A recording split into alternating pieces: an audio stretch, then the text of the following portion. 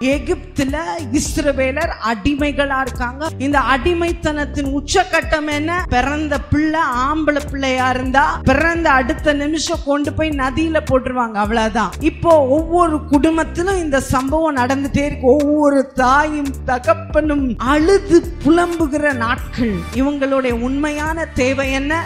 எப்படியாவது இங்க இருந்து வெளியே போயிடும். குறைஞ்சபட்சம் இந்த ஒரு கட்டளையாவது மாற்றப்படும். இதுதான் இவர்களின் ஜெபம்.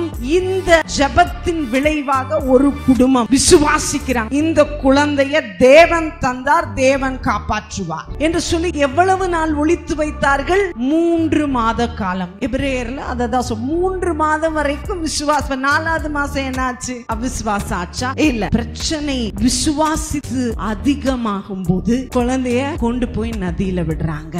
அந்த தாதி நின்று, அவருடைய சகோதரி நின்று என்ன செய்யறாளாம்? என்ன சம்பவிக்குமோ என்று நின்று பார்த்து கொண்டிருந்தாள். அங்க அந்த வார்த்தை என்ன தெரியுமா சொல்லுது? இதுவரைக்கும் நான் பாதுகாத்தேன், இனிமே தேவன் எப்படி பாதுகாப்பார் என்று பார்க்க போகிறேன்.